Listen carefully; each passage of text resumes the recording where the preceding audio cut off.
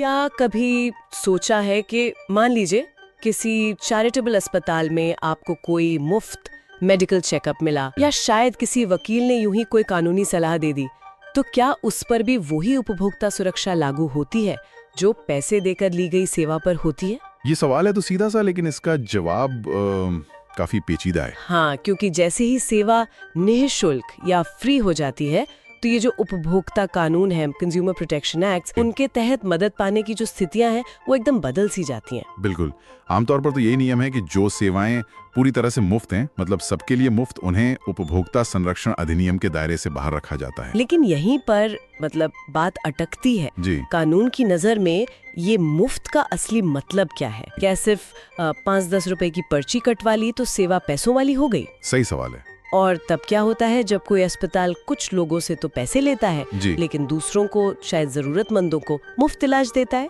यही वो बारीकियां हैं, वो न्यूआंसेस हैं जो बहुत महत्वपूर्ण हैं।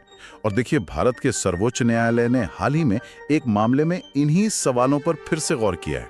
अच्छा जी, और ये समझने के लिए कि कब कोई सेवा वाकई मुफ्त मानी जाएगी और कब नहीं, हमें एक पुराने लेकिन बहुत ही महत्वपूर्ण लैंडमार्क फैसले को समझना होगा। तो आज हम इसी गुत्थी को सुलझाने की कोशिश करेंगे। हमारे पास सुप्रीम कोर्ट का एक हालिया फैसला है और वो पुराना ऐतिहासिक मामला भी है जिसने इस पूरे सिद्धांत की एक तरह से नींव रखी थी। जी। कोशिश रहेगी कि ये जो कानूनी पहलू हैं इन्हें आसान भाषा में समझें और जाने कि इसका असर आम लोगों पर और जो सेवाएं दे रहे हैं उन पर क्या पड़ता है। चलिए तो फिर शुरू करते हैं हाल के मामले से। ये है सिविल हॉस्पिटल और अन्य बनाम मंजीत सिंह और अन्य। सुप्रीम कोर्ट का फैसला आया 6 सितंबर 2022 को। ठीक है, तो क्या था ये मामला? इसकी पृष्ठभूमि क्या थी? ये मामला एक महिला बलजिंदर कौर जी से जुड़ा था। उन्होंने 1994 में और फिर 1998 में 2 बार एक सिविल अस्पताल में नसबंदी करवाई, जिसे ट्यूबेक्टॉमी कहते हैं। ओके। लेकिन दुर्भाग्य से दोनों ही ऑपरेशन असफल रहे और 2003 में उन्होंने एक बच्चे को जन्म दिया। ओहो, तो उन्होंने फिर शिकायत की होगी? हाँ, उन्हें लगा कि ये जो सर्जरी फेल हुई ये डॉक्टरों की लापरवाही है, मेडिकल नेग्लिजेंस है। तो उन्होंने जिला उपभोक्ता विवाद निवारण मंच मतलब डिस्ट्रिक्ट कंज्यूमर फोरम में शिकायत दर्ज कराई। मुआवजे के लिए, जाहिर है। जी बिल्कुल, लेकिन उनकी एक कानूनी लड़ाई काफी लंबी चली। पहले तो डिस्ट्रिक्ट फोरम ने 2005 में और फिर स्टेट कमीशन ने 2011 में उनकी शिकायत खारिज कर दी। खारिज कर दी? लेकिन क्यों? अगर लापरवाही हुई थी तो? उनका जो मुख्य तर्क था अदालतों का वो ये था कि बलजिंदर कौर उपभोक्ता संरक्षण अधिनियम 1986 के तहत उपभोक्ता या कंज्यूमर की परिभाषा में ही नहीं आती। क्यों नहीं आती? क्योंकि अस्पताल का ये कहना था कि उनसे इस ऑपरेशन के लिए सिर्फ एक मामूली सा रजिस्ट्रेशन शुल्क लिया गया था, उसके अलावा कोई पैसा नहीं लिया गया, इसलिए ये सेवा निशुल्क थी। अच्छा। और जैसा हमने शुरू में बात की, पूरी तरह मुफ्त सेवा आमतौर पर इस कानून के दायरे से बाहर होती है। तो वो जो छोटी सी रजिस्ट्रेशन फीस थी उसे कोर्ट ने भुगतान नहीं माना? निचली अदालतों ने यानी डिस्ट्रिक्ट फोरम और स्टेट कमीशन ने तो यही माना। लेकिन कहानी यहाँ खत्म नहीं हुई। मामला गया राष्ट्रीय उपभोक्ता विवाद निवारण आयोग यानी NCDRC के पास। ये राष्ट्रीय स्तर की सबसे बड़ी उपभोक्ता अदालत है। अच्छा, NCDRC। तो उन्होंने क्या कहा? NCDRC ने नजरिया बिल्कुल बदल दिया। उन्होंने डिस्ट्रिक्ट फोरम और स्टेट कमीशन के फैसले पलट दिए। पलट दिए? जी हाँ, और अस्पताल को आदेश दिया कि वो बलजिंदर कौर को मुआवजा दें। NCDRC ने शायद राज्य सरकार के कुछ दिशा निर्देशों और नीतियों का हवाला दिया और ये माना कि ये सेवा उपभोक्ता संरक्षण के दायरे में आती है। तो ये तो बड़ा विरोधाभास हो गया। नीचे की अदालतें कह रही हैं सेवा मुफ्त है, आप उपभोक्ता नहीं, और ऊपर की नेशनल कमीशन कह रही है नहीं, आप उपभोक्ता हैं, मुआवजा मिलना चाहिए। अब क्या हुआ? बिल्कुल यही स्थिति थी और इसी वजह से सिविल अस्पताल NCDRC के इस आदेश के खिलाफ पहुंच गया सुप्रीम कोर्ट। अब मामला देश की सबसे बड़ी अदालत के सामने था। और अस्पताल ने सुप्रीम कोर्ट में क्या दलील दी होगी? वही पुरानी बात कि सेवा मुफ्त थी। हाँ, उनका मुख्य तर्क वही था और अपनी बात को मजबूत करने के लिए उन्होंने सुप्रीम कोर्ट के ही एक बहुत पुराने और बेहद महत्वपूर्ण फैसले का हवाला दिया। कौन सा फैसला? इंडियन मेडिकल एसोसिएशन बनाम VP शांता और अन्य। ये 1995 का केस है। अच्छा, VP शांता केस। ये तो बहुत सुना है मेडिकल नेग्लिजेंस के मामलों में। जी, ये लैंडमार्क केस है। अस्पताल का कहना था कि इस VP शांता केस में जो सिद्धांत तय हुआ था उसके मुताबिक अगर कोई अस्पताल या डॉक्टर हर किसी को, मतलब एब्सोल्युटली एवरीवन, पूरी तरह मुफ्त सेवा देता है, तो वो उपभोक्ता कानून के तहत सेवा की परिभाषा में नहीं आता। तो वो कह रहे थे कि क्योंकि उन्होंने बलजिंदर कौर से सिर्फ मामूली रजिस्ट्रेशन फीस ली और कोई चार्ज नहीं लिया, इसलिए वो वीपी शांता वाले नियम के तहत उपभोक्ता कानून के दायरे से बाहर है। एकदम सही। उन्होंने इस बात पर भी जोर दिया कि सिर्फ रजिस्ट्रेशन के लिए नाम मात्र का शुल्क लेने से सेवा का मुफ्त वाला चरित्र नहीं बदलता। यहाँ बात वाकई दिलचस्प हो जाती है। मतलब सुप्रीम कोर्ट को अब ये तय करना था कि एनसीडीआरसी का नजरिया सही था या फिर निचली अदालतों और अस्पताल का। तो कोर्ट ने क्या फैसला दिया? सुप्रीम कोर्ट ने वीपी शांता मामले पर अस्पताल की निर्भरता को, उनके तर्क को सही माना। अच्छा। हाँ, अदालत ने कहा कि वीपी शांता मामले में जो सिद्धांत स्थापित किया गया था वो बिल्कुल साफ है। अगर कोई सेवा हर उस व्यक्ति को जो उसका लाभ उठाता है पूरी तरह से निःशुल्क, मतलब कंप्लीटली फ्री ऑफ चार्ज दी जाती है, तो वो सेवा उपभोक्ता संरक्षण अधिनियम के दायरे से बाहर है। और वो जो मामूली सा रजिस्ट्रेशन शुल्क था, उसका क्या? अदालत ने उसे भी साफ किया। कहा कि केवल पंजीकरण उद्देश्यों के लिए टोकन राशि लेने से ये स्थिति नहीं बदलती।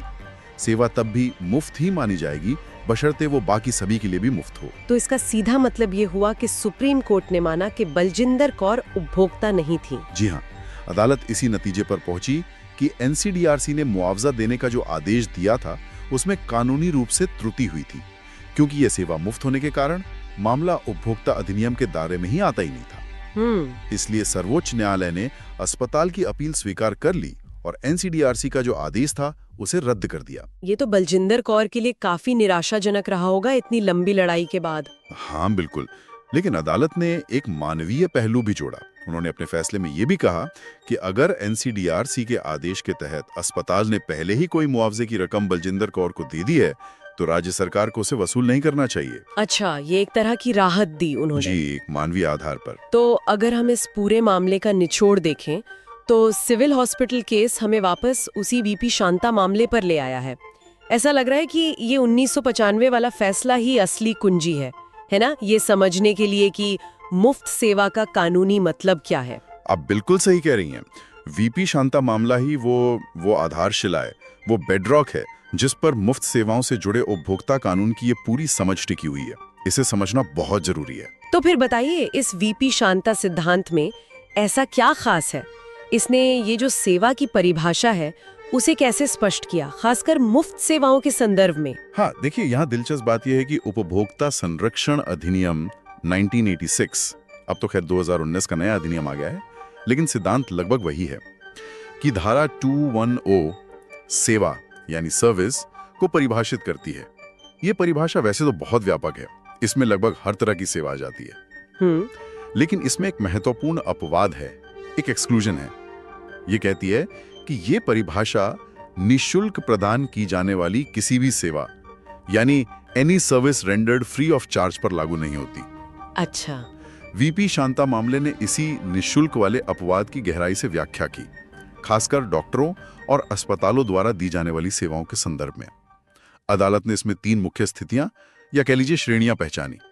3 श्रेणियां कौन कौन से? पहली श्रेणी या कैटेगरी 1 है जहां सेवाएं सभी को, मतलब हर एक मरीज को निःशुल्क प्रदान की जाती हैं।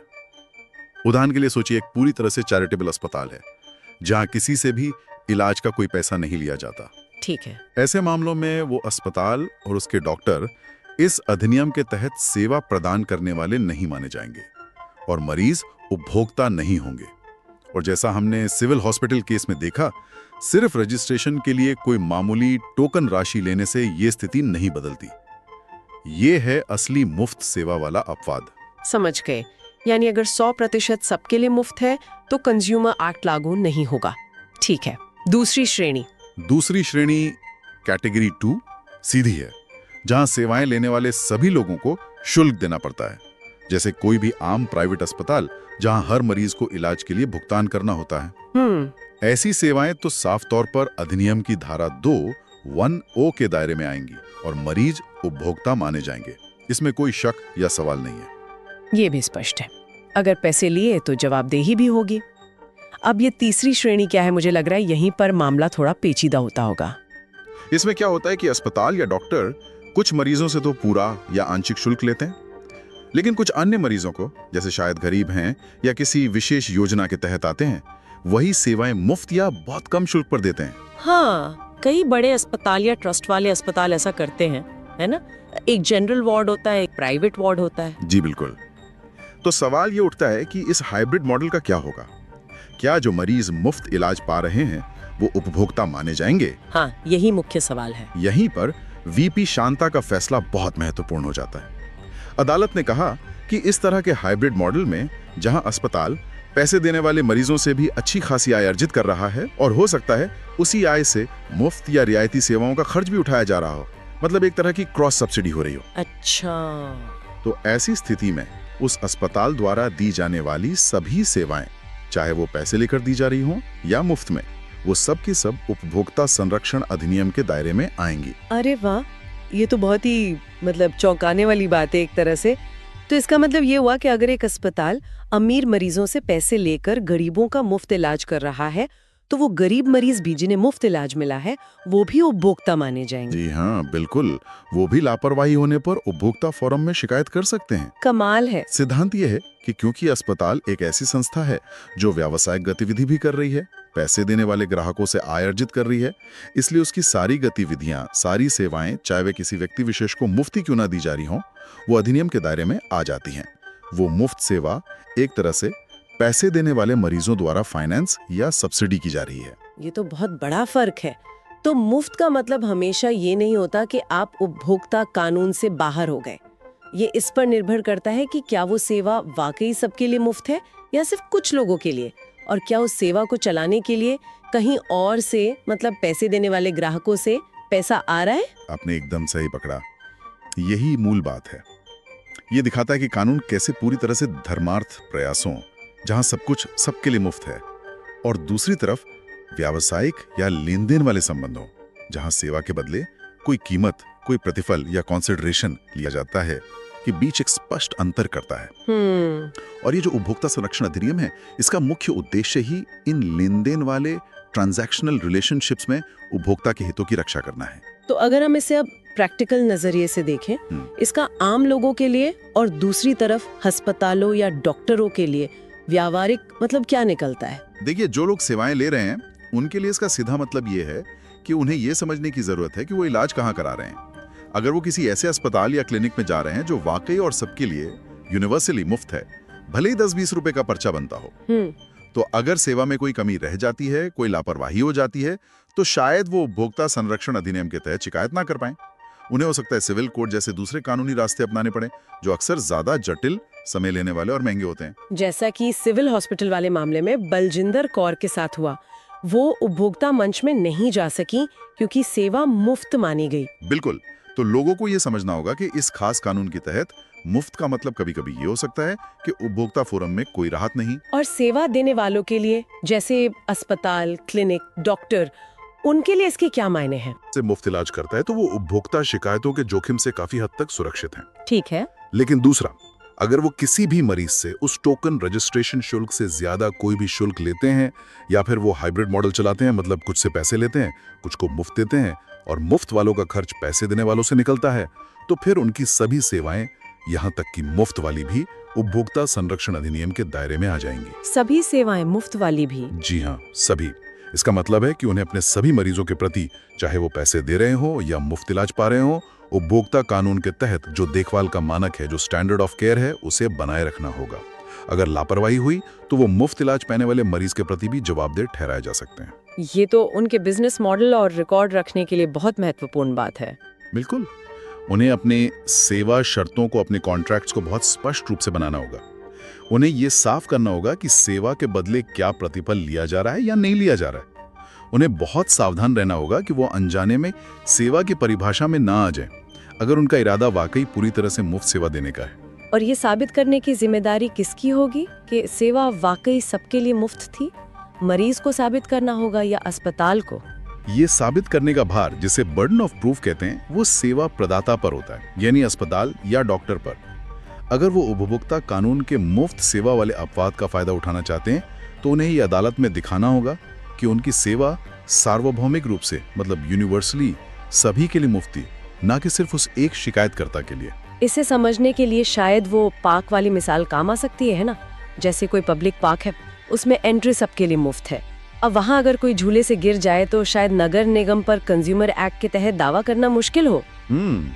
लेकिन अगर आप किसी थीम पार्क में टिकट खरीद कर जाते हैं और वहाँ कोई झूला टूट जाता है या कोई दुर्घटना होती है, तो आपके पास एक उपभोक्ता के तौर पर शिकायत करने का मजबूत आधार होता है, क्योंकि वहाँ आपने पैसे दिए हैं, एक लेन देन हुआ है।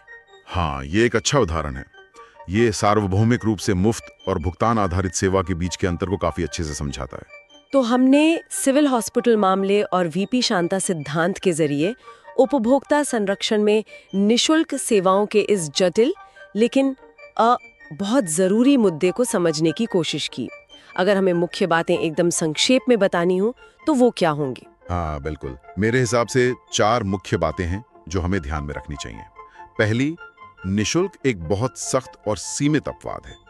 सेवाएं केवल तभी उपभोक्ता संरक्षण के दायरे से बाहर होती हैं जब वो सभी प्राप्तकर्ताओं के लिए बिना किसी भेदभाव के वास्तव में मुफ्त हों।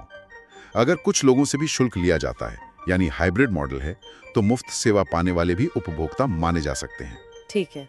दूसरी, टोकन शुल्क मायने नहीं रखता। अगर सेवा वैसे सबके लिए मुफ्त है तो सिर्फ नाम मात्र का पंजीकरण शुल्क या पर्ची शुल्क लेने से वो उपभोक्ता कानून के दायरे में नहीं आ जाती, वो तब भी मुफ्ती मानी जाएगी।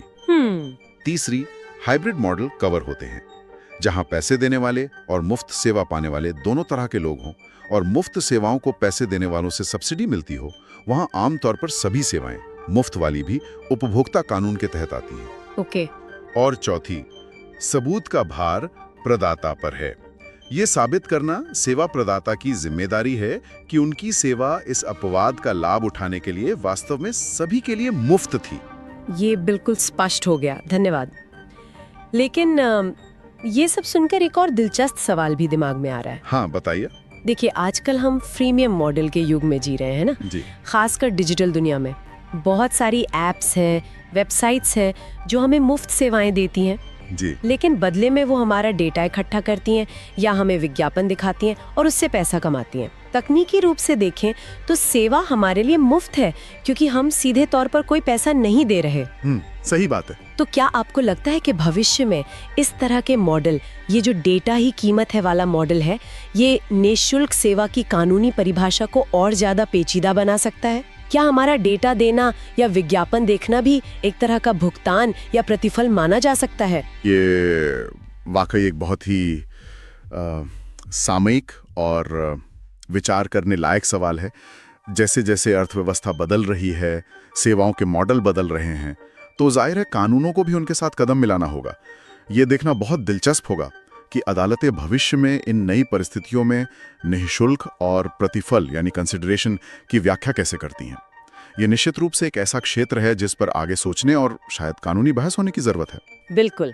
तो ये थी हमारी आज की गहन चर्चा उपभोक्ता संरक्षण कानूनों के तहत मुफ्त सेवाओं के दायरे पर। उम्मीद है कि सिविल हॉस्पिटल बनाम मंजीत सिंह और वीपी शांता मामले के इस विश्लेषण से ये समझने में मदद मिली होगी कि कानून की नज़र में मुफ्त का क्या मतलब है और इसके क्या मायने हो सकते हैं। जी। इस जानकारी को समझने में हमारे साथ रहने के लिए धन्यवाद। हमें उम्मीद है कि ये बातचीत आपके लिए उपयोगी साबित होगी।